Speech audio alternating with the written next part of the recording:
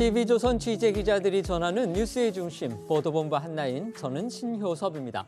오늘의 핫 키워드부터 알아보겠습니다. 네, 첫 번째 키워드는 24일 바다로입니다. 일본 정부가 자국 어민들의 반대에도 불구하고 후쿠시마 원전 오염수 방류를 이르면 24일부터 시작하겠다고 공식 발표했습니다.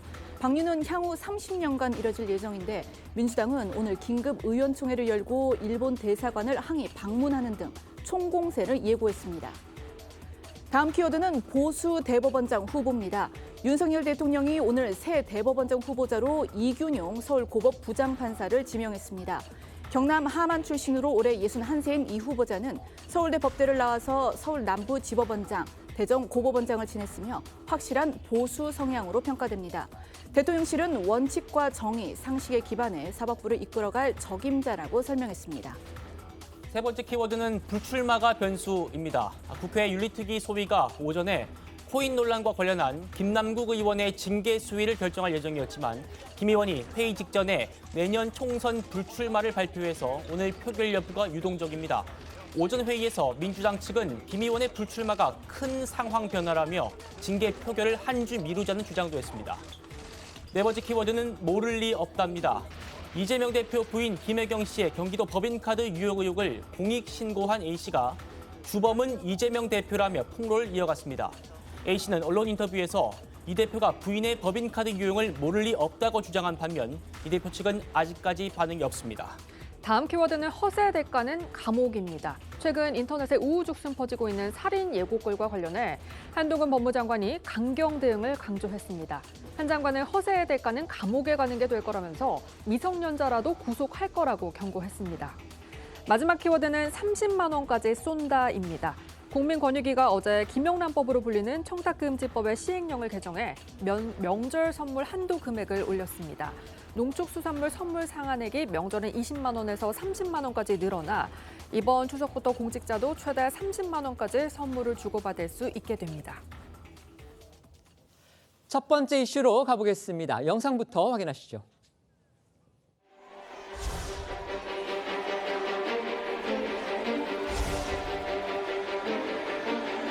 없는 죄를 조작해서 뒤집어 씌우고 자신들의 치부를 가리겠다는 정치검찰의 조작 수사 아니겠습니까?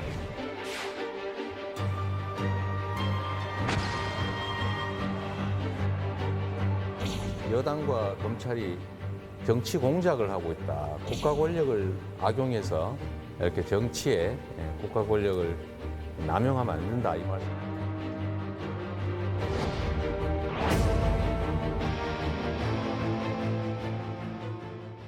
사법 리스크가 말 그대로 엎친 데 덮친 격이 돼가고 있는 이재명 민주당 대표 상황부터 짚어볼 텐데요. 방금 전 들어온 속보부터 알아보겠습니다. 검찰이 이 대표를 쌍방울 대북 송금 의혹과 관련해서 참고인 신분에서 피의자 신분으로 전환했다고 합니다.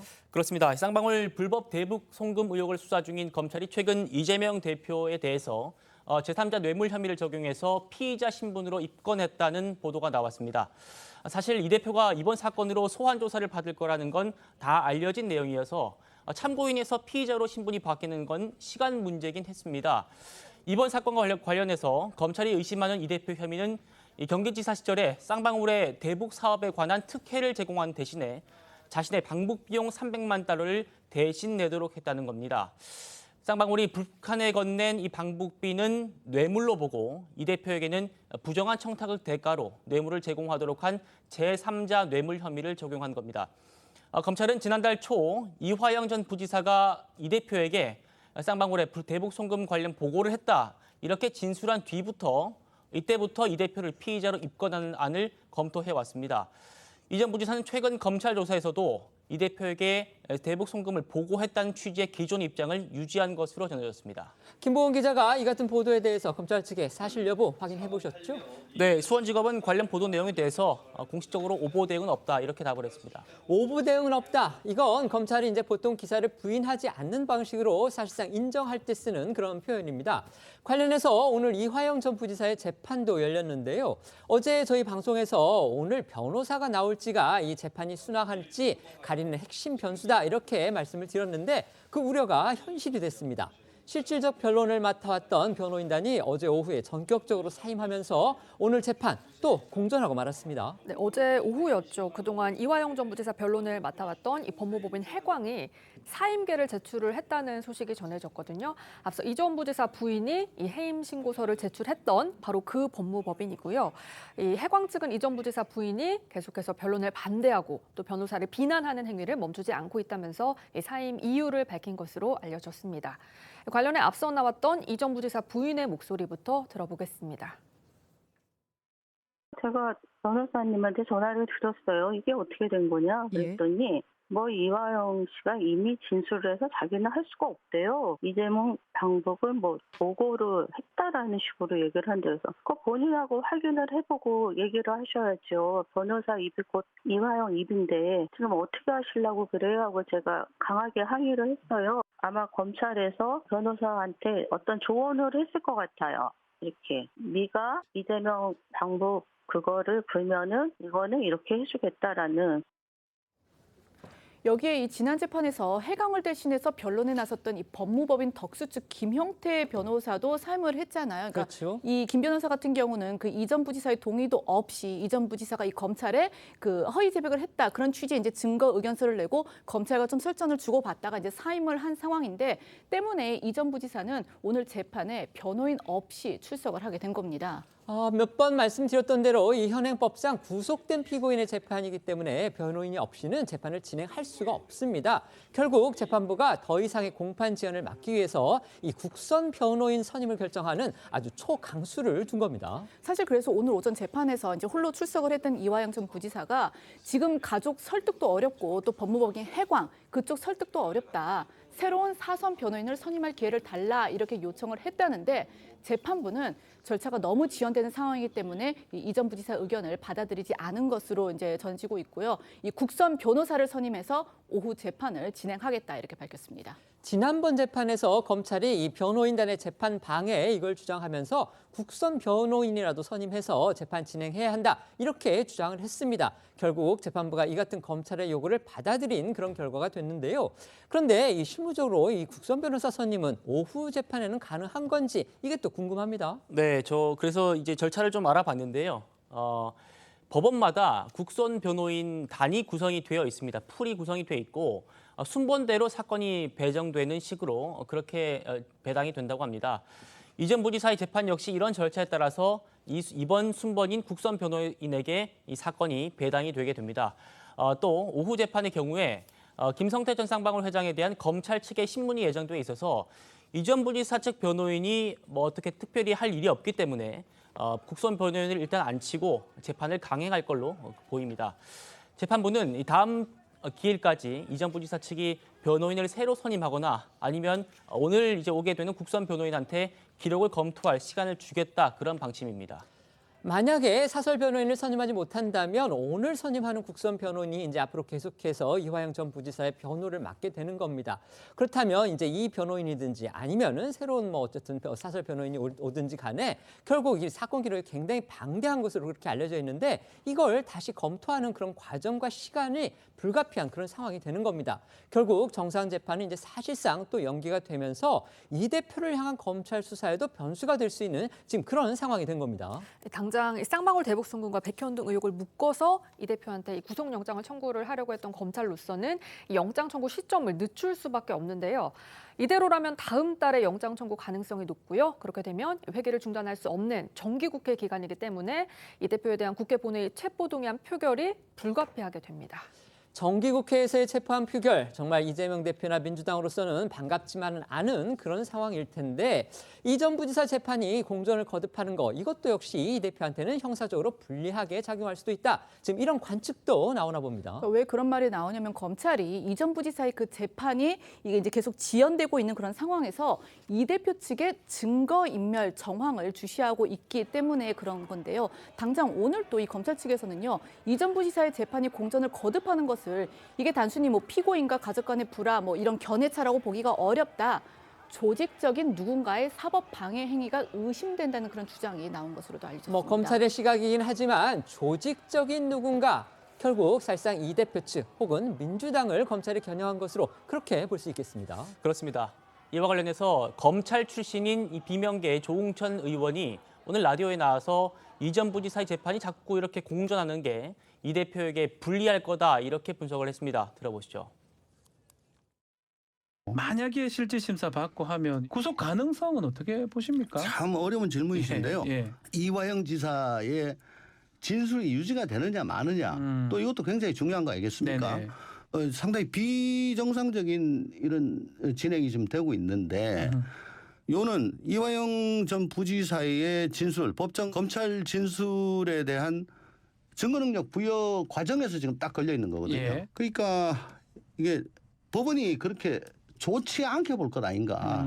증거를 오염시키려는 시도로 볼 우려가 있다. 그래서 증거 인멸의 우려 쪽으로 만약에 방점이 주어진다면 네. 가능성은 조금 더 올라가겠죠. 영장. 하지만 이 친명계인 박범계 의원은요, 또 다른 라디오 인터뷰에서 변호인단이 이렇게 바뀌는 것은 크게 부자연스러운 일은 아니다. 그리고 특히 그 뒤에 민주당이 있다는 의혹은 더 말도 안 된다 이렇게 일축했습니다. 들어보시죠. 변호인이 바뀌거나 또는 바뀔 여지가 있을 때 다시 재신임하는 이런 사태들은 뭐 여느 사건에 자주 보이는 그런 것이니까 그것이 크게 부자연스럽다거나 문제가 있다고 보지는 않습니다. 고의 지연이 될 수도 없고요. 재판장이 주재하는 재판이기 때문에 지연이 마음대로 통하는 그런 구조가 아닙니다. 민주당이 거기에 관계되어 있지도 않고요. 전혀 관련이 없습니다. 단 1도 관여가 없습니다. 어떻게 그렇게 이 엄중한 사건에서 민주당이 간 크게 지금 검찰 독재 국가입니다. 간 크게 그거 못합니다.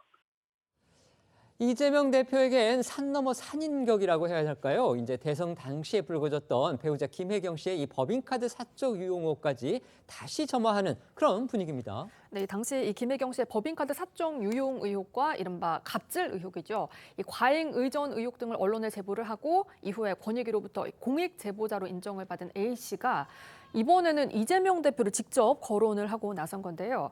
저희도 어제 좀 전해드렸는데 A 씨는 이 대표가 이 법인카드 사적 유용 의혹의 주범이다 이렇게 주장을 했고요. 도지사 지위를 이용해서 좀 은밀하게 이루어지게 좀 했는데 이게 명백한 부패 행위다라면서 그제 이 대표를 횡령 그리고 부패방지법 위반 혐의로 권익위에 신고를 했습니다. 이어서 A 씨는 저희 TV조선을 비롯해서 언론들과 인터뷰를 통해서 이재명 대표에 대한 폭로를 이어가고 있습니다.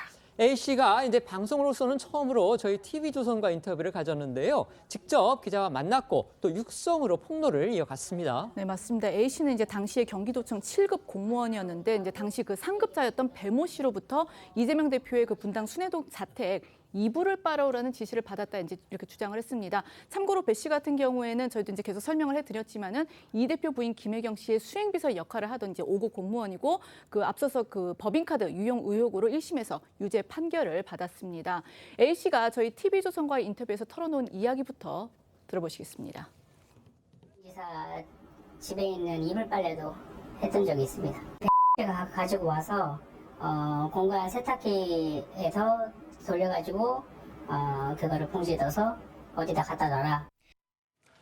자, 이뿐만이 아닙니다. A 씨는요, 이 대표의 속옷을 직접 세탁을 해서 정리를 한 뒤에 그걸 사진을 찍어가지고 배 씨한테 보고하기도 했다 이렇게 말을 했습니다. 이 같은 이제 이른바 과잉 의전 의혹이라고 볼 수가 있겠는데요. 앞서 공개됐던 이 배 씨하고 A 씨의 대화 녹취에서도 이런 부분 등장합니다. 그렇습니다. A 씨 이 대표 자택에 있는 냉장고 관리까지 했었다는데요. 당시 녹취도 들어보시죠. 간단하게 지금 6통 만들어놨고요. 맨 마지막에 남았던 걸 맨 앞으로 빼놨습니다. 드시라고. 블루베리는 안 한 거지? 네, 블루베리는 안 드셨네요. 분명히 얘기했지만 수트케이스랑 줄 때 샌드위치랑 사과랑 챙겨가. 네, 또 이뿐만이 아니고요. A 씨는 업무가 없는 휴일에 이 대표의 식사를 직접 준비를 하기도 했는데 이 과정에서 이 대표와 독대를 한 적도 있다고 합니다. A 씨의 주장 직접 들어보겠습니다. 제가 인기척을 내니까 중간에 나와가지고 저랑 얘기를 나눴습니다. 어느 부서로 배치됐느냐 비서실로 들어갔다고 얘기했습니다. 제가. 또 A씨는 이 언론 인터뷰에서 김혜경 씨와도 직접 대화를 한 적이 있다라고 주장을 했거든요. 김 씨가 도지사 공관 냉장고에 있던 과일 그리고 음식을 다 챙겼고 그런 김 씨를 관용차로 태워서 집으로 데려다 줬는데 그때 김 씨가 먼저 이 비서일이 생각보다 지저분하다, 쉽지 않으니 잘 견디시라 이렇게 말을 했다는 겁니다. 그러면서 A씨는 김 씨가 방금 공관에서 음식을 빼온 게 좀 찔려서 저런 말을 하나 싶었다. 이런 말도 덧붙이기도 했습니다. A씨 저희 TV조선 외에도요 일부 언론 등을 통해서 추가로 폭로한 내용들이 또 상당합니다. 더 소개해 주시죠. 네, A씨가 조선일보를 통해서 내놓은 주장들인데 이 대표가 이 경기지사 시절 평일은 물론이고 법인카드를 쓸 수 없는 휴일에도 이 공간에 혼자 있을 때 직원들을 시켜서 식사를 배달받는 이른바 수라상 의전을 받았다 이렇게 주장을 했고요. 또 휴일 식사 비용 역시 이 경기도 법인카드로 결제가 됐는데 사실 휴일에는 법인카드로 결제하면 안 되잖아요. 그렇기 때문에 인근 식당에 장부를 달아놓고 휴일에 이 대표 식사를 사서 공간에 보내고 평일에 이 법인카드로 결제하는 이른바 편법을 썼다 이렇게 주장을 하기도 했습니다. 그러면서 A씨는 이 대표는 이 성남시장 시절부터 예산의 1,000만 원 단위까지 기약할 정도로 숫자에 밝은데 본인이 먹고 쓰는 것에 대해서 궁금해하지 않았다면 앞뒤가 맞지 않는 이야기가 아닌가 이렇게 덧붙이기도 했습니다. 이 법인카드 편법 사용에 관한 내용 역시 A씨와 그 B씨 대화 녹취에 등장을 하는데요. 들어보시겠습니다. 15만 미만으로 회사가 카드 갖고 있어, 카드. 용약권. 그걸로 너 긁어서 금액만 나오게 해서 내가 갖고 있는 카드를 한 명만 할 거야. 사람일 거. 그러니까 나머지는 네가 정하는. 왜 안 된다는 거야? 지금 이러면 고기가 7시에 올지 8시에 올지 몰라. 그 전까지는 그냥 자기네들이 그냥 편법으로 해줬나 봐요. 그 무슨 소리야? 공장에서 돈을 계산 안 하고 음식점에서 계산을 했는데. 또 A씨는 이 대표가 공관이 아니라 사택, 자신의 집에서 개인적으로 사용하는 그런 작은 생활용품들까지 전부 업무 추진비로 구입했다 이렇게 주장도 했습니다. 어제 전해드린 대로 이 개인 차량에 넣을 기름부터 커피 믹스, 건전지까지 모두 업무 추진비, 그러니까 도민들의 세금으로 샀다 이렇게 지금 주장을 하고 있는 겁니다. 네, 어제도 전해드렸습니다만 A씨는 이 대표가 아침에 먹는 샌드위치 값만 한 달에 100만 원이 넘었다 이렇게 주장을 했고요. 또 이 대표가 사용하는 특정 샴푸를 사려고 서울 청담동 일대로 심부름을 가기도 했는데 자신의 돈으로 샴푸값을 결제하고 또 영수증을 내면 비서실 직원이 이 개인 명의의 계좌에서 그만큼을 입금받았다고 말했습니다. 관련해서 앞서 공개됐던 A씨와 또 B씨의 대화 녹취 계속 이어 들어보시겠습니다. 나는 개인적으로 기생충이 있다고 생각해. 그렇다고 초밥을 쌓아주진 않을 거 아니야. 안심용 하는 거, 그 X가 일주일에 한 번씩 올렸었어. 잔치를 하시나? 친구들 부르시나? 물론 이 같은 내용들은 아직까지는 A씨의 주장이고요. 확인이 필요한 그런 부분입니다. 그렇다면 이제 당사자일 수 있는 이재명 대표 그리고 부인인 김혜경 씨 입장이 무엇인지 이거 궁금해질 수밖에 없습니다. 아직까지 공식적인 입장은 나오지 않았는데요. 비공식적으로 이 대표 측에서는 철저한 경찰 수사를 이미 거친 거 아니냐. 이 대표가 연루된 문제였다면 경찰이 밝혀냈을 거다. 이런 반박이 나오고 있습니다. 또 김혜경 씨는 관련 의혹이 불거진 뒤 배 씨와의 개인적인 인연을 인정을 하면서 대국민 사과에 나서기도 했었거든요. 다만 자신이 공과 사를 구분하지 못한 거다라면서 직접적인 연루 의혹에는 선을 그었고요. 이후 경찰에 출석을 하면서도 관련 질문에 침묵을 했거든요. 앞서 나온 김혜경 씨 모습 영상으로 보겠습니다. 배모 사무관은 오랜 동안 인연을 맺어온 사람입니다. 공직자의 배우자로서 모든 점에 조심해야 하고 공과 사의 구분을 분명히 해야 했는데 제가 많이 부족했습니다. 국민 여러분들께 특히 제보자 당사자께 진심으로 사과드립니다. 제가 져야 할 책임은 마땅히 지겠습니다. 수사와 감사를 통해 진실이 밝혀질 수 있도록 최선을 다하겠습니다. 베스에게 법인카드 사적 사용 지시하셨습니까? 혐의 부인하시는 겁니까? 지난번 사과 당시 책임질 부분이 있으면 지겠다 하셨습니다. 어떤 부분 말씀이십니까? 경성 때 배우자 모임에 법인카드 사용 몰랐다고 했는데 사실입니까? 이재명 의원 경찰 조사에서 혐의 인정하셨습니까? 법인카드 이후 이재명 의원도 전혀 모르셨습니까? 오늘 경찰 조사에서 어떤 부분 소명하셨어요? 집으로 배달된 음식은 어떻게 됐습니까? 집에서 배달된 샌드위치나 초밥 가족이 먹은 겁니까? 지시하신 적 있으십니까? 네, 관련해서 이재명 대표 역시 의혹이 불거진 후에 입장을 낸 바 있는데요. 당시 이 대표 역시 자신의 불찰이고 관리 부실이라고 사과를 하면서도 아내 김혜경 씨가 직접 법인카드를 쓴 것은 아니다 이렇게 선을 그은 바 있는데 앞서 나온 이 대표 목소리도 들어보시겠습니다. 제 아내가 법인카드를 썼다는 것도 아니고 그 직원들이 법인카드 사용에 절차상 문제들이 있었다는 것인데 마치 제 아내가 법인카드를 쓴 것처럼 그렇게 하는 것은 좀 과하긴 하지만 그러나 그것조차도 그런 논란을 야기한 것조차도 저희 불찰이고 관리 부실이기 때문에 다시 한번 사과드립니다. 관련된 수사는 여전히 진행 중이죠? 그렇습니다. 김혜경 씨의 수행비서 출신인 배 씨는요. 앞서도 전해드린 대로 법인카드 사적 유용 의혹과 관련해서 공직선거법 위반 혐의로 1심에서 유죄를 선고받았는데요. 대선 과정에서 배 씨가 2차례 입장 발표를 했습니다. 그러면서 이 대표 가족을 위한 사적 의무를 수행한 적이 없다 이렇게 주장했는데 이거를 허위 발언으로 본 겁니다. 또 배 씨가 경기도 법인카드로 음식값 등 2천만 원 상당을 유용한 실질적인 혐의에 대해서는 검찰 수사가 진행 중인데 김혜경 씨 역시 배 씨의 법인카드 유용을 알면서도 용인한 혐의로 함께 검찰에 송치된 그런 상황이고요. 다만 검찰은 이 대표의 경우 연결고리가 발견되지 않았다면서 사건을 종결한 상태입니다. 이런 상황에서 이 제보자 A씨, 이 대표가 계속 거짓말을 하는 것을 보고 자신이 무기력하게 느껴졌다면서 추가 폭로에 나선 심정을 털어놨는데요. A씨 목소리 들어보시죠. 계속 거짓말하는 걸 보고 무기력하게 느꼈습니다. 제가 인간적으로 저 사과를 해줬으면 좋겠습니다.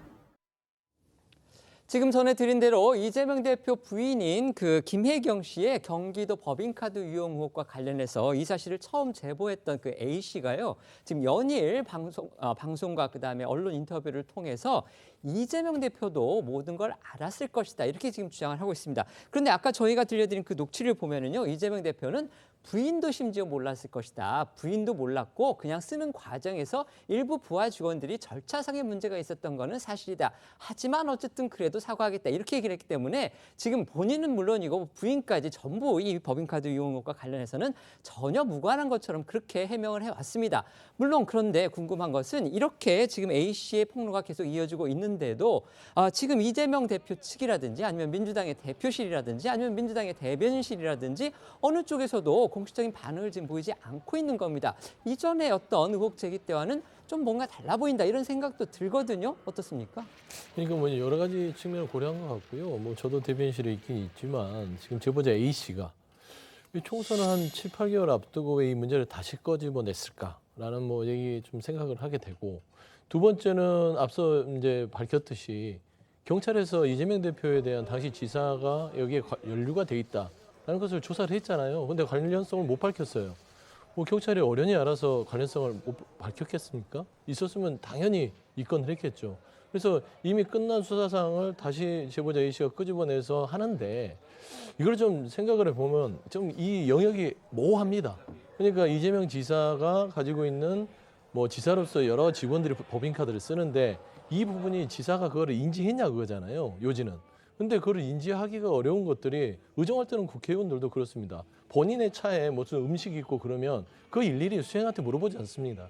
이거 어떤 돈으로 샀어? 법인카드로 샀어? 뭐 이러지 않거든요. 그냥 넘어가는 경우가 많기 때문에 아마 검찰에서도 경찰에서도 이 부분에 대해서는 그냥 관련성이 없구나라고 상식적으로 판단을 한 것 같은데 제보자 A 씨의 심정은 알겠으나 이 부분은 당에서 특별히 또 특히나 이재명 대표가 상식적으로도 대응할 이유가 없다라고 해서 뭐 무반응을 보이는 것은 너무나 당연한 태도다. 그렇게 좀 설명드리겠습니다. 그러니까 그 이재명 대표와의 연계성이 밝혀지지 않은 상황에서 법적 판단이 끝난 문제이기 때문에 구태여 이 문제를 다시 드러내서 민주당한테 불리한 상황으로 빠뜨릴 것 같지는 않습니다. 그러다 보니까 아무래도 침묵하는 것이 정치적으로 유리하다 이렇게 판단을 한 것 같지만 사실 이제 이 제보자의 이야기들이 상당히 구체적이고 그 이재명 대표를 전제하지 않으면 잘 이해되지 않는 부분들이 많기 때문에 아마 저는 정치적으로 꽤 파급력이 있을 거라고 봅니다.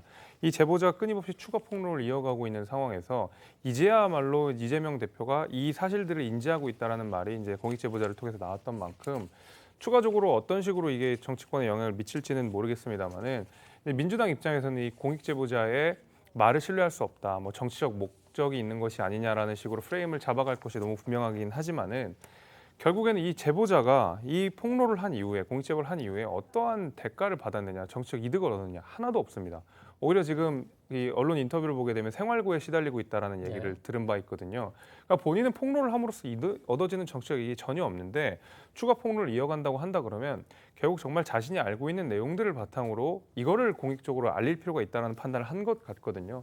저는 그런 의미에서 이런 제보자의 정치적 배후들을 의심하는 거는 저는 뭐 부적절한 일이라고 생각합니다.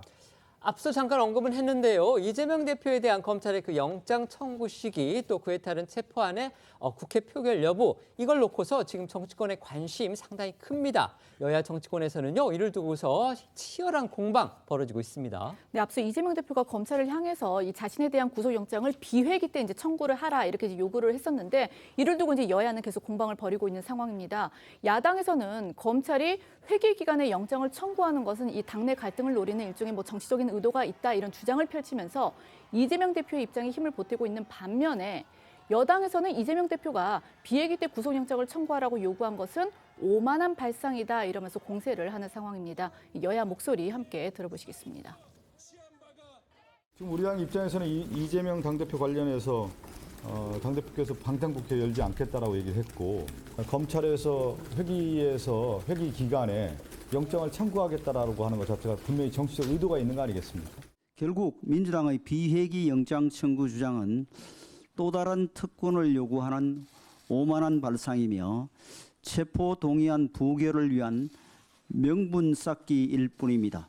민주당 의원들은 자당 의원에 대한 체포 동의안이 올라오면 부결을 택할 수밖에 없는 자동 반사신경을 가지고 있기 때문에 스스로 방탄을 멈출 수 없으니 우리 당 보고 멈춰달란 말입니까?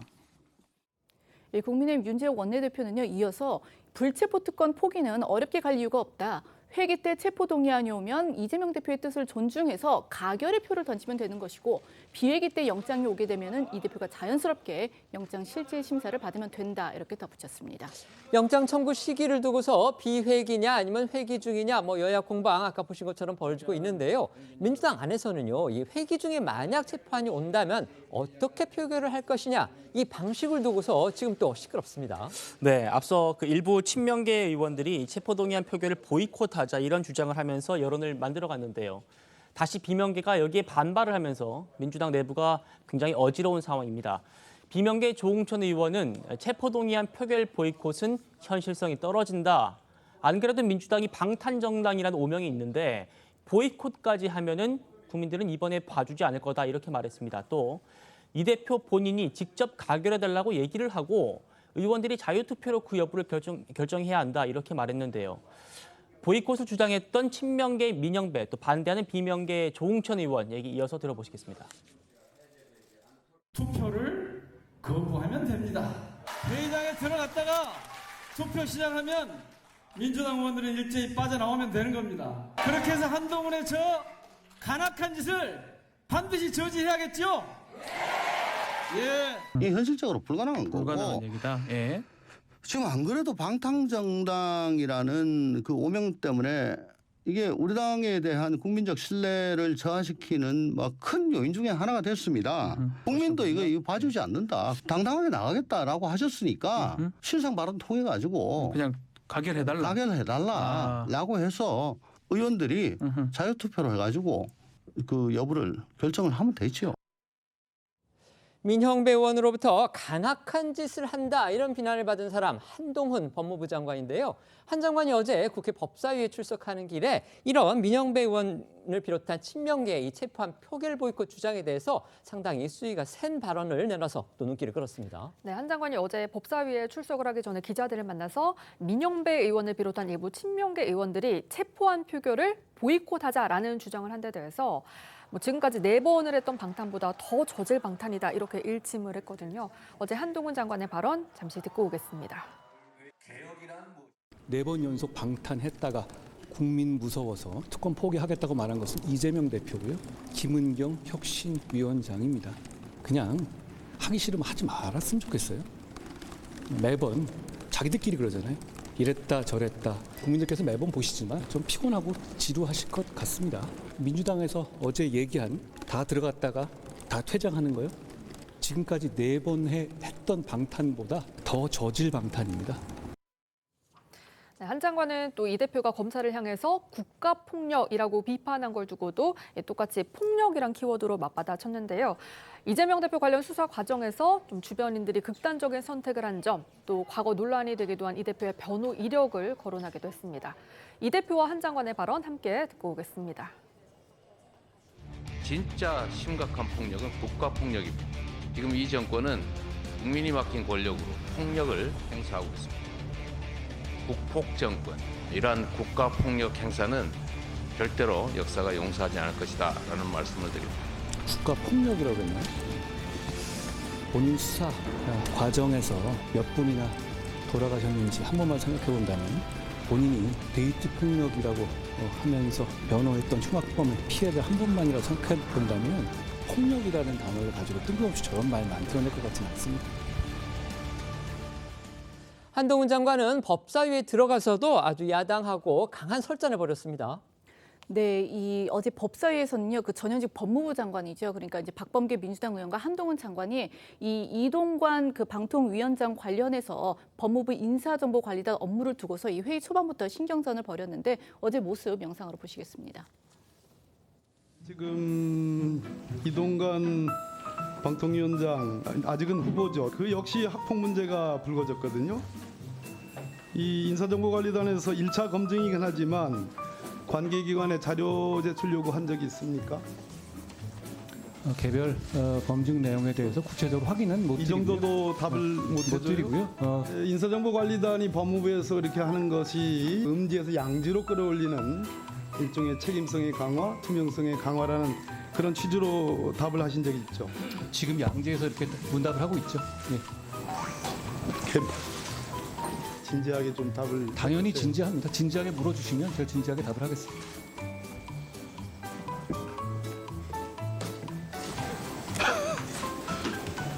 그러지 마세요 좀. 자, 저는 객관적인 자료를 1차적으로 검증해서 1차적인 자료를 대통령실에 넘기는 임무를 하고 있고요. 며칠 전에 있었던 인사청문회에서 서로 간의 입장을 보고 간 것으로 알고 인사검증 있습니다. 소관 같은 질문이라도 다른 답을 기대해서 내가 묻는 겁니다. 의원님이 7월 원하는 27일 날 답을 해드린 건 아니니까 제가 7월 답을 드려주시면 될 것 같아요.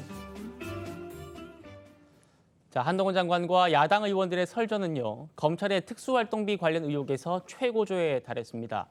민주당이 검찰이 특활비를 사용한 내역이 불투명하다 이러면서 특활비 삭감을 주장하니까 한 장관이 이재명 대표의 경기지사 시절에 법인카드 의혹은 넘어가면서 너무 정파적인 거 아닙니까? 이렇게 주장을 했습니다. 특히 악연이 깊은 민주당 최광욱 의원이 한 장관의 답변 태도를 지적하는 장면에선 감정 싸움까지 벌어졌습니다. 최 의원이 먼저 그러니까 자꾸 깐죽거린다는 소리를 듣는 겁니다. 이렇게 선공을 날리니까 한 장관이 깐죽거린다는 표현은 좀 심하지 않습니까? 라면서 김도 법사위원장이 항의를 했고 최강욱 의원이 사과할 때까지 답변하지 않겠습니다. 이렇게 마이크를 내리기도 했습니다.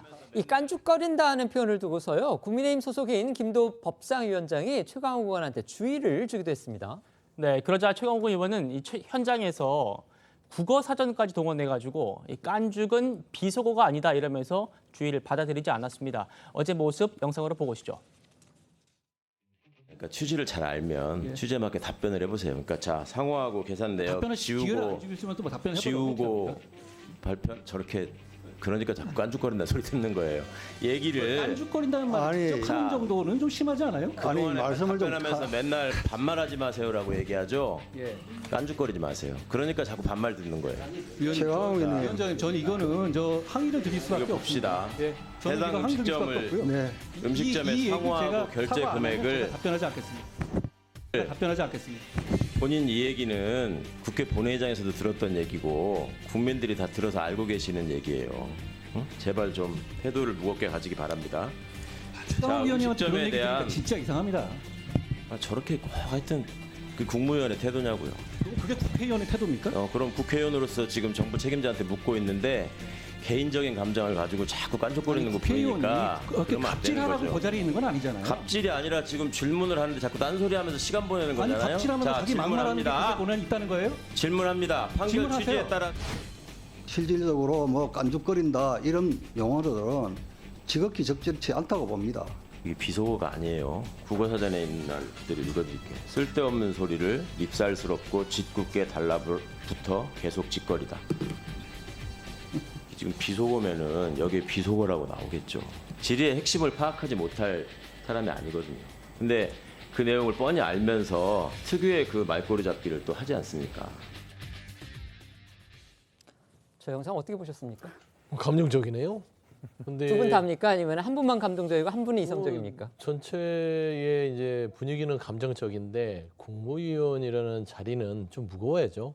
뭐 이제 국회의원들이 여야를 막론하고 이게 이제 국회의원의 자리가 배지라고 해서 뭐 말하는 대로 갑질하는 자리는 아니지만 국민의 언어로 얘기하는 것입니다. 그냥 국민들이 그 국회의원의 입을 대신해서 질의를 한다 그렇게 생각하는 게 맞는데 국무위원이 사사건건 한마디를 안 쥐고 얘기를 하는 거 그래서 무슨 깐족거리다 이런 얘기들에 해서 뭐 비속어냐 아니냐 뭐 하는데 저는 그냥 좀 한동훈 장관께서 한 번 정도 져주면 국민들 보기도 좋을 것 같아요. 그런데 이제 너무 막 감정적으로 계속 뭐 질문을 뭐 제대로 해라. 그럼 내가 제대로 답하겠다.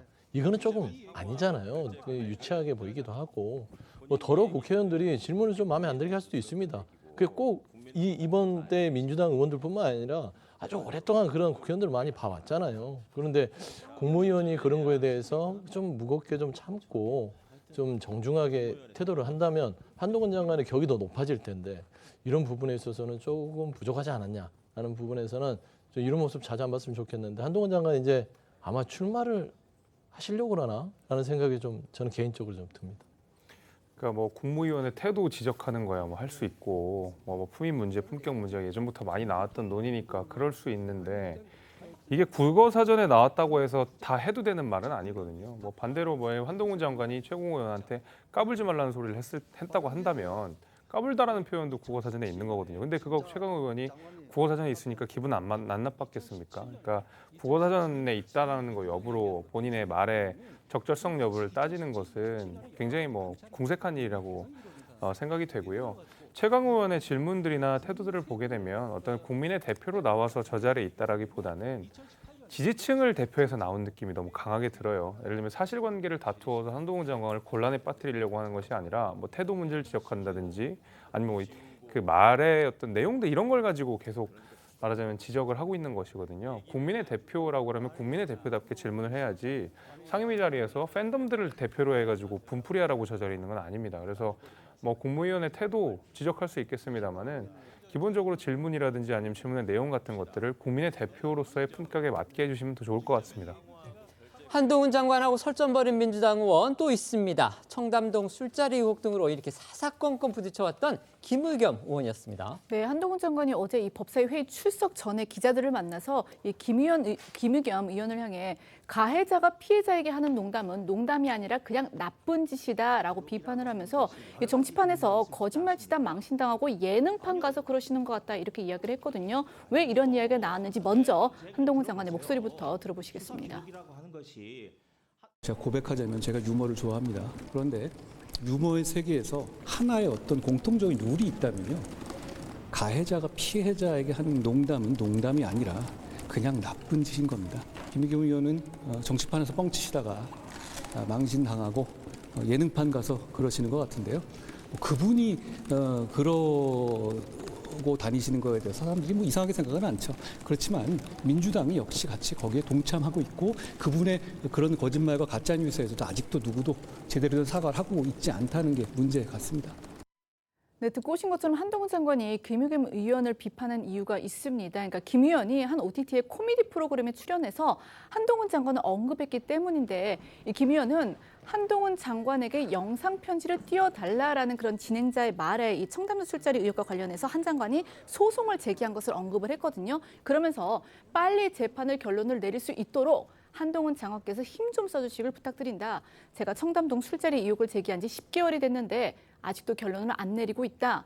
민사소송으로 10억 원을 거셨는데 왜 소송 재판이 한 번도 안 열리고 있는 것인가라고 이야기를 한 겁니다. 아시다시피 김의겸 의원은요, 이른바 청담동 술자리 의혹을 제기했다가 한동훈 장관으로부터 이 10억 원의 명예훼손 소송을 지금 당한 상태입니다. 네, 윤 대통령과 한동훈 장관이 김앤장 변호사 30여 명과 이 청담동 고급 술집에서 술을 마시고 노래 불렀다. 이런 내용부터 청담동 술자리 의혹은 경찰 수사 결과 사실이 아닌 걸로 판명이 났던 그런 주장입니다. 의혹이 불거진 계기는 해당 술집에 있던 한 여성 첼리스트가 남자친구와 통화해서 그런 내용으로 거짓말을 했던 건데요.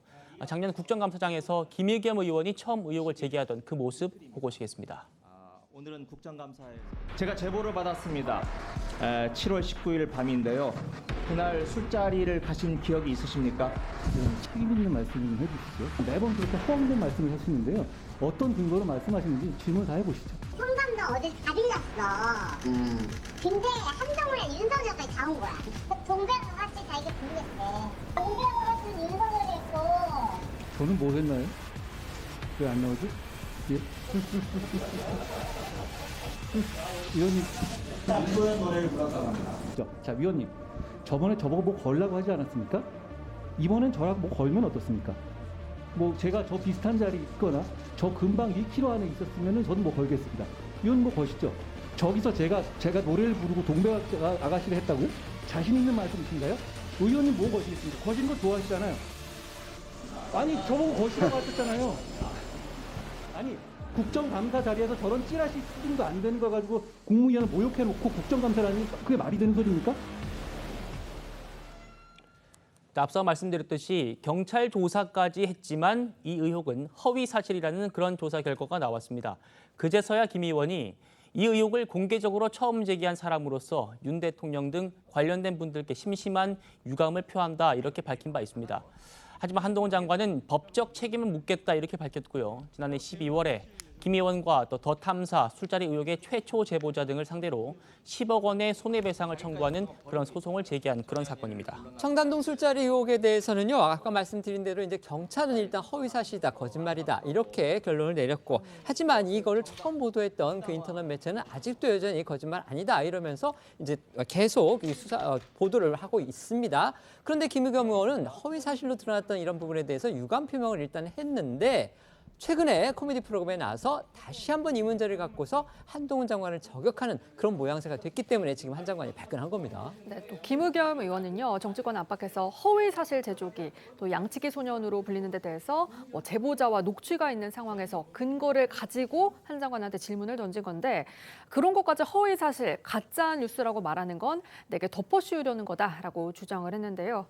하지만 이를 두고서 법조계 일각에서는 이 김 의원 본인이 유감 표명까지 한 발언을 다시 뒤집었다라는 지적이 나오고 있습니다.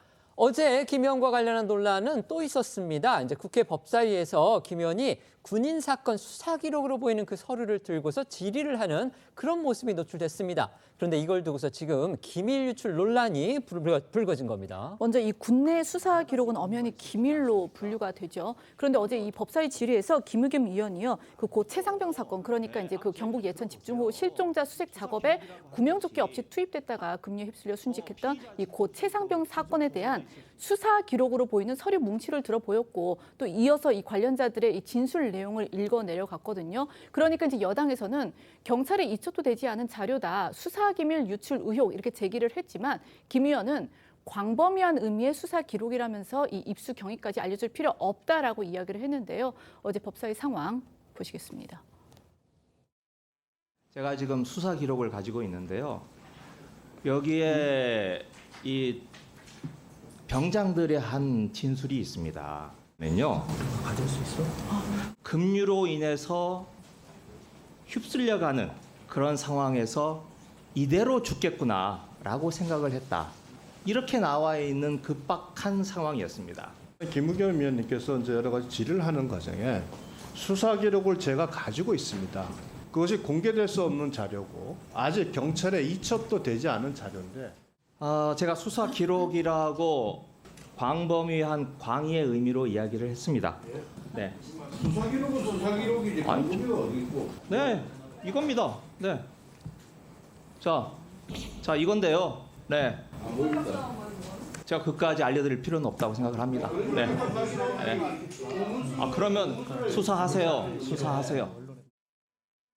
자, 영상 보신 것처럼 김 의원이 신범철 국방부 차관한테 최상병 사건에 대해서 질의를 하면서 그 해당 문건에 담긴 이 사고 관련자들의 진술 내용을 그대로 읽었고요. 김 의원이 수사 기록을 읽어 가다 보니까 이 회의장 분위기가 잠시 술렁이는 그런 모습도 보실 수 있었습니다. 문건에는 수사 관련자가 아니면은 알 수 없는 구체적인 진술 조서 내용까지 담겨 있기 그런 때문이었습니다. 결국 해당 문제는 오후에 열린 국회 국방위에서도 쟁점이 됐는데요.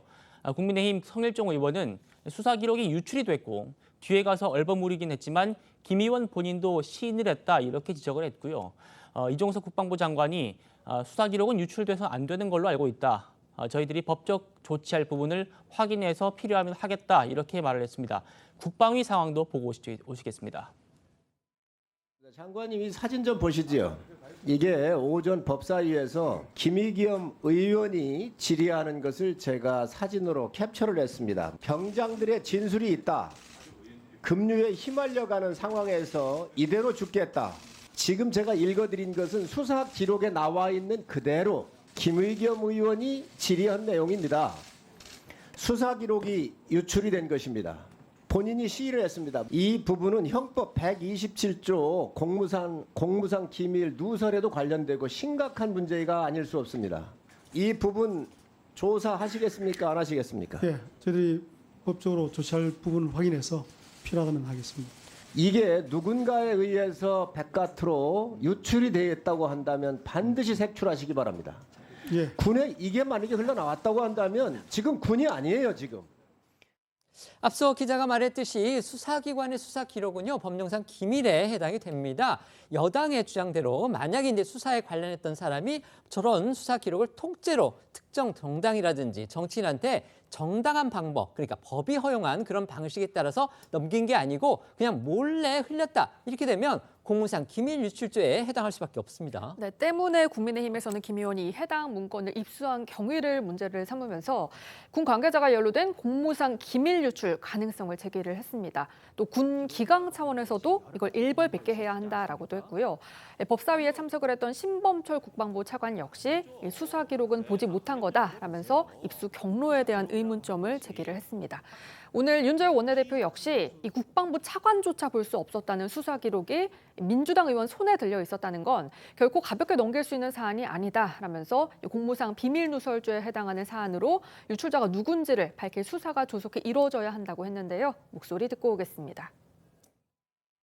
현안 보고에 참석한 국방부 차관조차도 볼 수 없었다는 수사 기록이 더불어민주당 의원의 손에 들려 있었다는 것은 결코 가볍게 넘길 수 있는 사안이 아닙니다. 또한 아무런 근거도 없이 최상병 사망 사건 수사에 대통령실이 개입했다고 주장해온 민주당도 법사위에 나온 문서의 정확한 성격과 입수 경로에 대해 분명한 해명을 해야 할 것입니다. 그렇지 않다면 지금 수사에 부당하게 개입하고 있는 것은 대통령실이 아니라 더불어민주당이며 민주당이야말로 검경이 외풍 없이 수사를 진행할 수 있도록 특검을 빙자한 수사 개입을 즉시 중단해야 할 것입니다. 특히 법사위원인 장동혁 국민의힘 의원은요, 이 최상병 사건을 담당한 박정훈 전 해병대 수사단장 또는 그 주변 인사들이 해당 문건을 김 의원에게 넘겼을 가능성을 제기를 했습니다. 앞서 이 박 전 수사단장은요, 최상병 사건의 이 경찰 이첩 시점을 국방부 장관이 해외 출장에서 돌아올 때까지 보류하라. 이런 이 이종섭 장관의 지시를 어기고 이 장관 귀국 하루 전 사건을 경찰이 이첩한 항명 혐의를 받고 있습니다. 다만 김의원 의원은요, 이 연합뉴스와의 통화에서 이 정상적 의정 활동을 통해 입수한 수사 관련 기록 이렇게 밝히면서 달을 가리켰더니 손가락을 보는 행태다라고 이야기를 했고요. 그러면서 여당이 윤 대통령과 임 사령관 간 관계 및 조사에서 나온 이 장병들의 진술을 덮기 위해서 논점을 흐리고 있다 이렇게 비판을 했습니다. 박정훈 전 해병대 수사단장과 관련해서는 이제 이게 항명이냐 아니면은 그 외압이 들어와서 가령 대통령 용산 대통령실 아니면은 국방부 의 고위층으로부터 일종의 수사 개입이 왔고 그다음에 압력이 있어서 일종의 혐의 대상자를 갖다가 축소가 됐느냐 이제 지금 이런 논란이 벌어지고 있는데 저희가 그 부분은 이제 나중에 기회가 될 경우에 다뤄보도록 하고요. 오늘 지금 저희가 다룬 부분은 어제 국방위와 법사위에서 벌어진 이른바 기밀 유출 논란입니다. 김의겸 의원은 그같이 이제 수사 외압 내지 축소 의혹을 제기하기 위한 그런 방편으로 이 수사 기록을 갖다가 공개를 하면서 질의를 했던 건데 지금 여당 입장에서는 아니 그거는 경찰도 보지 못한 서류, 국방부 차관도 보지 못한 서류를 당신이 어떻게 들고 있는 것이냐, 그거 결국 어떤 쪽으로부터 군사 기밀을 유출받은 거 아니냐, 지금 이렇게 의혹을 제기하고 있는 겁니다. 어떻게 평가하십니까? 그러니까 이제 김의겸 의원의 질의를 보면서 제가 좀 말씀을 좀 드리고 싶더라고요. 근데 지금 보면 박정훈 전 수사단장 자체가 본인이 오랫동안 몸담았던 해병의 어떤 그 직을 다 버리고 부당한 외압에 대해서 나는 꿋꿋하게 밝히겠다라고 분을 나온 거잖아요. 때문에 공익적 목적이 있었다고 봅니다. 그러면 아마 수사 그 서류를 흔들었을 때 아마 그쪽 계통에서 나오지 않았겠습니까? 근데 어떻게 하는 추측입니다. 추측입니다. 추측 만약에 들어온다면. 근데 보면 김의겸 의원이 이렇게 얘기하면 되는 거예요. 지금 현재 공익신고자법에 따르면 국회의원은 신고를 받을 수 있는 기관으로 확정이 됐습니다. 법률상. 그래서 국회의원은 공익신고자에게 제보를 받고 그 신고자를 보호할 의무도 있습니다. 그래서 말을 하지 않아도 됩니다. 그러니까 결국에는 국회의원이 이 제보를 받은 공익적인 목적을 가지고 제보를 받은 수사 기밀에 대해서 얘기를 한다고 하는 것은 그냥 직무상의 행위입니다. 왜 그러냐면 공익신고를 받는 기관이 국회의원이기 때문에 법에서 그런 법에 규정이 돼 있기 때문에 권한이 허용되어 있다. 그렇죠. 그러니까 본인이 공익적 목적에 있어서 아무리 이게 공무상의 비밀을 하더라도 그게 공익신고라고 어떻게 규정이 됐을 때는 본인은 여기에서 의정활동에서 직무상 행위를 한 것인데 굳이 저걸 가지고 저기에서 지금 여당 의원도 그렇고요. 특히 법사위원장께서 당연히 다 아실 텐데 또 율사 출신이시잖아요. 근데 이걸 가지고 자꾸 뭐 누가 했냐 색출해야 된다고 뭐가 직무상이 아니라 이거는 뭔가 공무를 누설해서 아주 안 좋은 행위를 한 것처럼 하는데 이거는 법상으로는 할 수 있는 행위다라는 좀 설명을 그 부분은 이해는 하는데 그렇다면 김의겸 의원은 왜 그렇게 주장을 안 했을까요? 그렇게 주장하고 해명했으면 아무 문제가 없었을 것 같은데. 그러니까 이제 그걸 알고 계셨는지 안 계셨는지 모르겠지만 이제 근데 알아봐야 이제 되겠군요. 보면 의정 활동 중에 그게 이제 입수를 해서 얘기를 했다는 거 보면 본인도 어느 정도 어떤 제보인데 이게 공익적인 판단이 있었다고 판단하신 거는 같아요. 근데 그 설명을 자세하게 안 했던 것 같습니다. 나중에 어떻게 또 추가로 설명을 하는지 그 부분은 저희가 들어봐야 되겠습니다. 네. 뭐 일단 공익 제보자에서 뭐 면책 요건 같은 걸로 규정을 해놓은 것 같아요 보니까. 근데 그렇다고 해서 일단 공무상 기밀 누설 구성 요건에 해당이 안 되는 건 아니니까 일단 그 부분은 그 부분대로 우리가 법리적으로 따져봐야 될 것 같고 제가 좀 뭐 의아했던 포인트는 뭐 저것이 수사 기록이든 아니면 뭐 정말 내부 정보를 받아서 어떻게든지 간에 사실 저 상임위 자리에서 핵심적인 논의는 그리고 야당 입장에서 가장 날카롭게 지적해야 되는 부분은 외압이 있었는지 없었는지 이 이첩과 관련돼서 그 부분을 짚어내야 되는데 사실은 김의겸 의원은 수사 기록이라고 이렇게 종이를 들고 와서 사실 논점 자체를 완전히 흐려버렸어요. 저 수사 기록이라고 하는 내용들 가운데서는 보게 되면 당시 현장 상황이 언급됐던 그 정도의 내용에 그치고 있거든요. 그럼 김의겸 의원은 결국에는 상임위 자리에서 그 내용을 이야기하기 위해 저 수사 기록이라고 하는 불리는 것을 가져왔다는 얘기인데 저거는 상임위 자리에서 야당이 질의해야 되는 내용이랑 별로 상관이 없는 내용이에요. 결과적으로 논점이 흐려졌다 이런 말씀이시죠? 저는 그 얘기를 한 거고 결국 김의겸 의원이 스포트라이트를 받은 거 말고는 사실 저 상임위 자리는 아무런 어떤 야당으로서 기능을 못했던 자리이기 때문에 저거는 그냥 김의겸 의원의 정치적인 어떤 퍼포먼스 같은 걸로 저는 보였습니다. 네. 김남국 의원 징계 문제도 알아보겠습니다. 오늘 국회 윤리특위 소위가 열렸는데요. 당초에는 오늘 오전 중으로 결론이 내려질 거다 이런 전망이 나왔었는데 표결도 지금 하지 못한 채로 현재 정회 상태입니다. 네, 오늘 오전 11시부터 국회 윤리특위 1소위원회가 거액의 코인 거래 의혹으로 민주당을 탈당한 무소속 김남국 의원 징계 수위를 결정을 할 예정이었는데요. 표결까지 가지 못한 채 정회를 했습니다. 말씀을 하신 것처럼 소위 측은 당초 오늘 중으로 좀 결론을 내리겠다 이런 입장을 밝혔었고 징계 수위 역시 이 자문위의 권고대로 제명이 될 가능성이 커 보였는데 상황이 예상과는 좀 다르게 흘러간 건데요. 변수는 윤리특위 회의를 1시간 앞둔 시간 김 의원의 SNS에 올라온 글이었습니다. 김남국 의원이 돌연 내년 총선에 나서지 않겠다 이렇게 불출마를 선언한 거죠. 네, 김 의원이 자신의 SNS에 다시 한번 고개를 숙여 사과드린다면서 윤리위 심의 결과와 관계없이 22대 총선에 불출마하겠다 이런 입장을 밝혔고요. 이에 윤리특위 회의에 참석을 한 민주당 의원들이 이걸 큰 상황 변화다라면서 일주일간 이 표결 연기를 요청을 하면서 정회가 됐거든요. 야당 간사 송기현 의원 그리고 여당 간사 이양수 의원의 이야기 직접 들어보겠습니다. 김남국 의원이 불출마 선언한 것 때문에 불출마 선언한 것이 어느 정도 영향을 미칠 수 있는지 없는지 좀 더 숙고하기로 하는 시간을 갖기로 해서 오후 2시까지 정의하기로 했습니다. 민주당에서 김남국 의원의 불출마 선언문을 위원장한테 제출을 하고 김남국 의원이 불출마 선언을 했으니 오늘 표결을 하지 말고 다음 주에 회의를 열어서 표결을 하자고 제안을 했습니다. 근데 민주당 의원님들은 이것을 상당한 상황 변화이기 때문에 회의를 미루자는 얘기를 했습니다만 제가 표결을 하겠다고 선언을 했을 때 민주당 의원들이 다 퇴장하게 되면 표결 불성립이 됩니다. 표결 불성립 사태를 막기 위해서 일단 정회를 했고요. 이양수 국민의힘 의원이 오늘 그 회의를 진행하는 소위의 위원장을 맡고 있습니다. 민주당이 김남국 의원의 불출마 선언을 이유로 이제 표결 연기를 요청을 했고 국민의힘이 이를 받아들이지 않으면서 일단 정회가 된 건데 일단 김 의원의 불출마 입장부터 좀 더 자세히 전해주시죠. 네, 우선 김 의원은 자신의 문제로 심려를 끼쳐드려서 다시 한번 고개를 숙여 사과드린다 이렇게 말을 했습니다. 그러면서 심의 결과와 관계없이 내년 22대 총선에 불출마하겠다면서 정치 신인에 불과했던 자신에게 국회에서 일할 기회를 준 안산 단원을 유권자 여러분께 실망을 안겨드려서 마음이 무겁다 이런 심경도 밝혔습니다. 또 제 간절한 바람이 있다면은 임기 끝까지 책임을 다한 것뿐이라면서 남은 임기 동안 하루를 쪼개고 쪼개서 안산 시민 여러분과 함께하겠다 이런 말도 덧붙였습니다. 내년 총선에 나서지 않겠다 이렇게 선언을 하긴 했는데 지금 정치권 특히 이제 여권에서 요구해온 그 의원직의 자진 사퇴 여기에 대해서는 또 선을 그은 것으로 그렇게 볼 수 있겠어요? 그러니까 이 최고 징계수인 제명을 포함한 이 징계가 예상되는 상황에서 또 표결에 임박해 나온 입장이라는 점에서 반성하는 모습을 통해서 징계 수준을 줄여보려는 그런 계산이 엿보인다 이런 해석도 나오고 있는데요.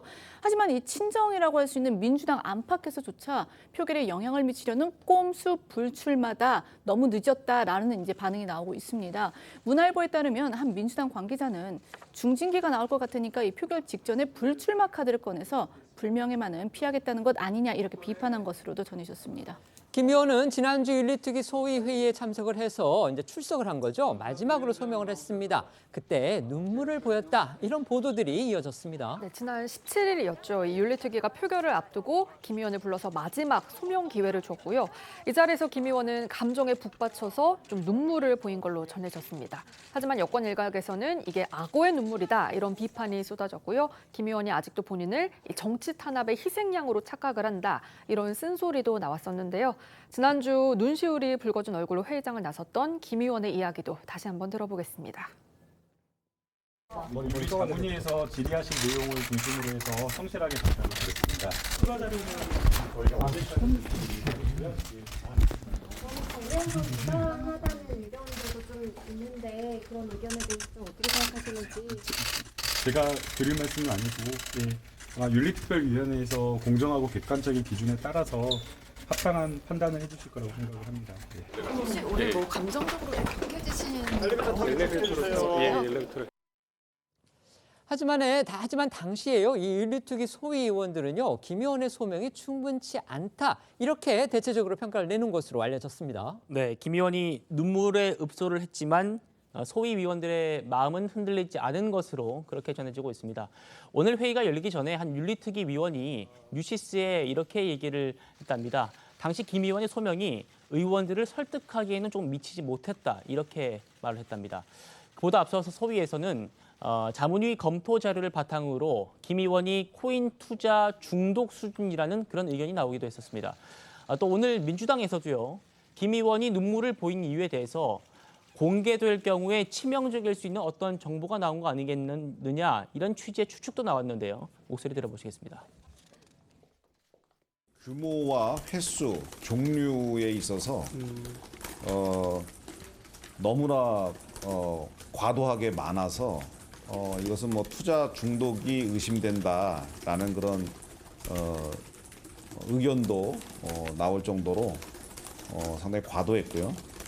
이것은 뭐 전문적인 어떤 사람이지 그냥 일반 상식이나 일반적으로 그냥 하는 그런 차원의 투자는 아니었다 이런 말씀을 드리고 마지막 소명을 하는 과정에서 감정이 북받쳐가지고 좀 눈물을 보였다. 눈물까지 보였다라고 하는데요. 그걸로 미루어서 유축컨대는 상당히 좀 공개될 경우에는 좀 중한 것까지도 좀 나오지 않았겠나 하는 그런 뭐 추측은 해봅니다. 예. 같은 당에서 무조건 감싸야 돼. 이런 거는 아닐 겁니다. 오늘 김 의원이 올린 글에요. 이 청년 정치인을 언급한 점도 이제 눈길을 끌었는데요. 김 의원을 둘러싼 코인 논란에 그 여론의 비판이 거셌던 이유 중에 하나는 김 의원이 그동안 이른바 이제 가난한 청년 정치인 이미지 바로 그걸 부각시켜왔기 그런 때문이죠. 네, 그 이미지라는 게 결국 이거였죠. 뭐 매일 라면만 먹는다, 운동화에 구멍이 났다 이러면서 이제 가난한 청년 정치인 그 이미지를 표방을 해왔던 그 김 의원이 알고 보니까 뒤로는 수십억 원대의 코인 거래를 해왔다 이런 사실이 알려지면서 이제 많은 국민을 공분케 했는데 여기에 그 코인 거래 과정에서 미공개 정보를 이용한 거 아니냐 그런 의혹에 더해서 이 헬로윈 참사 대책을 논의하는 국회 상임위 회의 도중에 이 한동훈 그 도중이나 또는 이 한동훈 법무장관의 인사청문회 도중에도 코인 거래를 한 사실까지 알려지면서 여론은 더욱 악화됐었습니다. 그리고 기억하시는 것처럼 이 코인 의혹이 불거진 뒤에 보름 넘게 잠적을 해서 국회에 출석하지 않았음에도 뭐 세비를 다 받아갔다 이런 비판도 있었고요. 근데 이제 그럼에도 불구하고 김 의원은 2개월이 넘도록 이 당당한 태도를 이어왔고 마지막 소명에서는 이 반성은 하지만 불법은 없었다 이렇게 억울함을 호소한 것으로도 전해졌습니다. 윤리특위가 2시, 지금 2시 1분이 됐기 때문에 이제 회의가 속개가 됐는지 모르겠습니다. 아직 현장 상황이 들어오질 않았는데요. 2시부터 이제 회의를 속개해서 계속 논의를 이어가겠다. 이게 지금 국민의힘 입장입니다. 하지만 민주당이 지금 새로운 변화가 생겼다, 새로운 상황이 생겼다. 이렇게 지금 얘기를 하면서 오늘 표결을 하지 않겠다는 그런 입장도 지금 보이고 있기 때문에 과연 어떻게 될지 궁금한데요. 간단하게 여쭤보겠습니다. 자, 김남국 의원 결국 제명으로 갈 것 같습니까? 아니면 민주당이 이렇게 입장을 바꿨기 때문에 결국 제명은 무산될 것 같습니까? 일단은 고민은 한번 해보는 것 같아요. 그러니까 김남국 의원이 여러 가지 뭐 읍수하는 태도들 이런 것들을 했을 때 많이 반성하고 있구나라는 것인데 이제 윤리특위가 물론 소명에 대한 자료도 중요하지만 태도도 중요하게 보거든요. 그런 의미에서는 한 번 더 이렇게 조금 정의를 해놓고 나서 과연 제명까지 가는 게 맞는지 너무 과한 게 아닌지라는 것을 논의를 할 시간을 좀 가져보자라는 차원이니까요. 좀 이제 2시 이후에 정해됐던 게 다시 열렸을 때 어떤 결과가 나오는지 한번 지켜보시죠. 총선 불출마가 이렇게까지 상황을 유동적으로 만들 정도의 큰 변수가 되는 요인이라고 생각하십니까? 저는 절대 아니라고 생각합니다. 김남국 의원이 다시 22대 국회의원 선거에 출마할 거라고 생각하는 사람은 이미 거의 없었고요.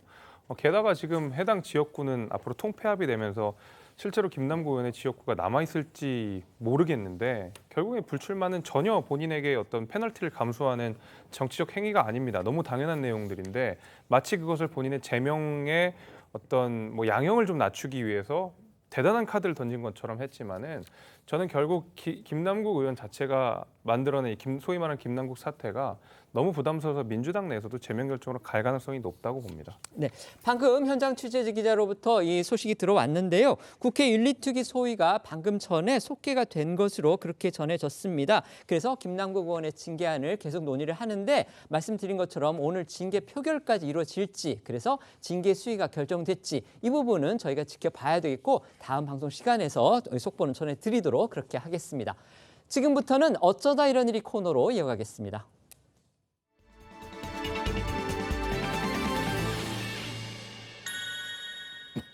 첫 번째는요, 고의 살인 밝힐까입니다. 서울 등산로 성폭행 살인 사건과 관련해서 들어온 속보 전해드리겠습니다. 네, 이 피해자에 대한 1차 부검 결과가 전해지면서 이 향후 수사 향방에 관심이 집중되고 있는데요. 국가수에 따르면 이 피해자가 머리 등에 이 금속 재질의 둔기로 맞은 흔적은 있지만 이것이 직접적인 사망 원인은 아니었고 범행 당시 이 피의자 최모 씨에게 목이 졸린 끝에 의식을 잃고 사망에 이르렀다는 게 지금 국가수의 구두 소견입니다.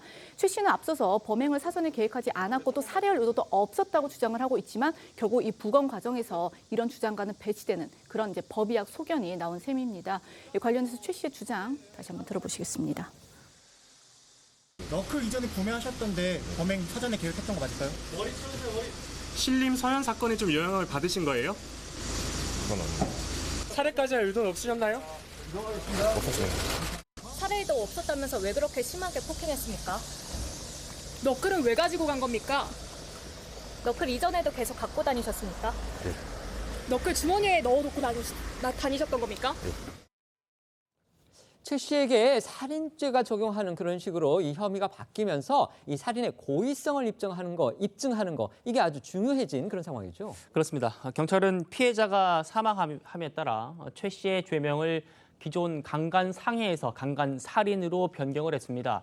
강간치사가 아닌 강간살인 혐의를 적용하는 만큼 경찰은 이 살인 고의성 입증에 주력을 하겠다 이렇게 밝힌 바 있습니다. 강간치사와 강간살인은 살해할 의도의 유무에 따라서 갈립니다. 이번 국과수의 1차 부검 소견은 단순히 폭행에 그친 게 아니라 목을 조르기까지 한 만큼 이 살인의 고의성이 인정될 가능성이 크다는 게 법조계 일각의 의견입니다. 경찰은 계획 범죄 여부도 입증하기 위해서 이 최 씨의 휴대폰과 노트북에 대한 포렌식을 진행 중인데요. 최 씨의 검색 기록에 범행 도구로 사용한 이 호신용품, 성폭행, 살인 등과 관련한 기사를 열람한 기록이 있는 것으로도 지금 전해지고 또 일부는 확인이 됐습니다. 경찰은 내일 신상공개위원회를 열어서 이 최 씨의 얼굴과 이름, 나이 등을 공개할지 여부도 결정할 예정인데 사실 최 씨가 지난 19일 영장 심사에 나왔을 때 그 파란색 티셔츠에 검은색 모자, 이렇게 마스크 등으로 얼굴을 가렸기 때문에 사실 또 신상 공개가 된다 하더라도 뭐 그 앞서 지금 머그샷 공개라든지 이런 건 또 거부할 거다 이런 관측도 나오고 있습니다. 참 좋지 않은 일이고 비극적인데 최근에 잇따라 강력 범죄가 일어나면서 저희가 이제 그 범인들 그다음에 피의자의 그런 모습을 봤습니다. 지금 사진에도 나오고 있는데요. 근데 되게 일반적으로 저렇게 검은 모자에 파란색 티셔츠를 입었습니다. 자, 그렇다면 이게 과연 일종의 어떤 정교된 복장인지 이 부분이 또 궁금해지거든요. 바로 지난달 23일에 이 서울 신림역 흉기난동 사건의 범인 이 조선이 영장 심사를 받으러 갈 때 입었던 것과 같은 옷이거든요. 당시 조선도 이 법원으로 향하면서 최 씨 같은 파란색 티셔츠에 검은색 모자 또 마스크를 착용을 했었는데요. 알고 보니까 이 의상은 경찰이 제공을 해준 거라고 합니다. 신상 공개가 결정되기 전에 이 신원을 유추할 수 있는 정보를 공개를 하면 안 된다라는 경찰 내부 지침에 따라서 이 마스크와 모자를 피의자에게 제공을 했다라는 일부 보도가 나오면서 이게 논란이 됐고요.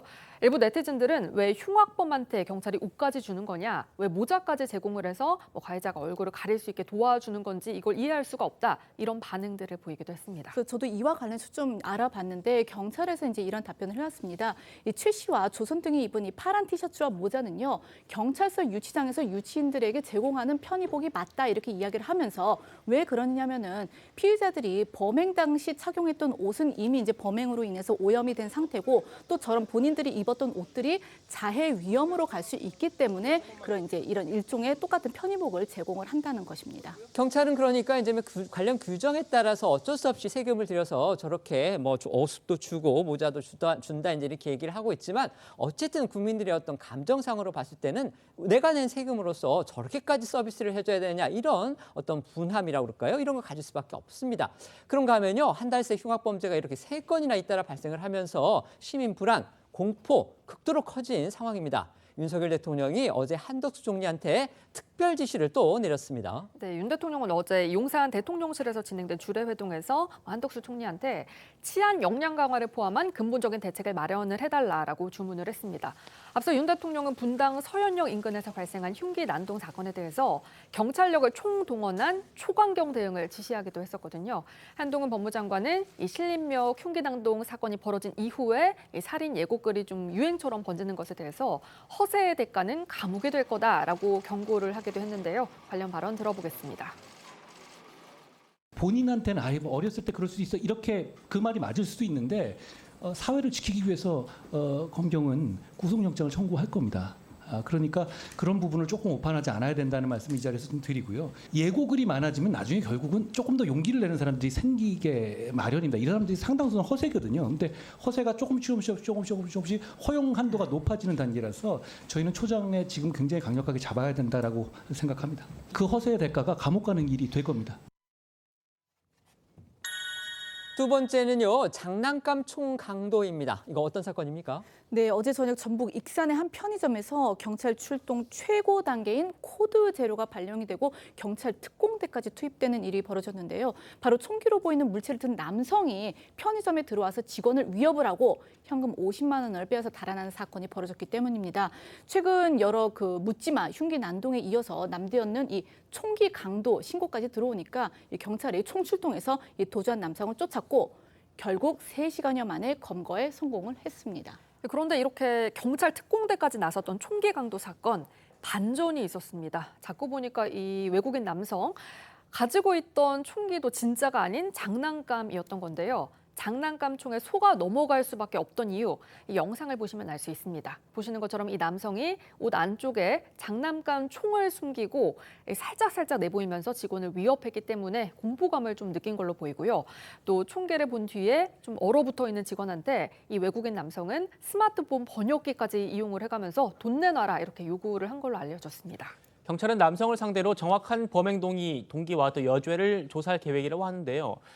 일단 불법 체류 신분은 아닌 걸로 보이지만 아직 자세한 조사가 이루어지지 않아서 오늘 중으로 통역인 입회하에 조사할 예정이라고 합니다. 세 번째는 이미 동남아로입니다. 이것도 강력 사건 같습니다. 네, 대전의 한 신협에서 현금 3,900만 원을 빼앗아 달아났던 은행 강도 용의자가 이미 해외로 도주한 것으로 확인이 됐습니다. 범행 이틀 만인 지난 20일 동남아로 이미 출국이 된 게 확인이 됐는데 이 사건이 벌어진 것은 지난 18일입니다. 용의자 A씨는요. 헬멧을 쓰고 소화기를 뿌리면서 신협에 진입을 했고 이후 여직원을 흉기로 위협해서 현금을 빼앗아 달아났습니다. 이 사건 발생 직후 경찰이 CCTV를 토대로 A씨로 추정되는 이 오토바이 운전자를 추적을 했지만 행방이 묘연한 상태였죠. 도주 과정에서 경찰에 혼선을 주는 그런 정황들이 또 많았다고 하죠. 일단 이 A씨는 헬멧과 장갑을 사용을 해서 신상 정보가 남는 걸 최소화했고요.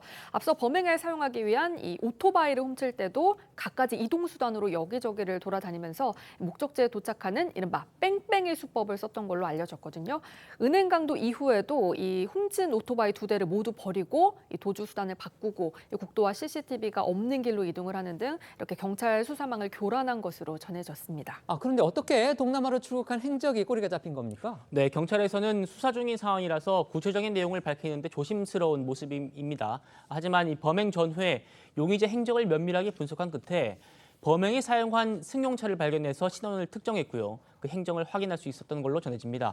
승용차는 용의자의 것이 아니라 지인의 거로 조사가 됐다고 합니다. 결국 이제 국내에 지금 범인이 없는 상황입니다. 앞으로 수사 어떻게 진행됩니까? 일단 A씨 신원을 확인을 하긴 했지만 해외로 도피를 한 만큼 검거까지는 좀 상당한 시간이 소요될 것으로 보이고요. 일단 경찰은 그 A씨가 이용한 차가 아까 말씀드린 것처럼 지인의 것인 만큼 이게 이제 공범이나 조력자가 있는지도 확인할 방침인 것으로 전했습니다. 저희는 1분 뒤에 다시 돌아오겠습니다. 오늘 준비한 소식은 여기까지입니다. 저희는 내일 오후 1시에 더 핫한 소식으로 찾아뵙겠습니다. 시청해 주셔서 고맙습니다.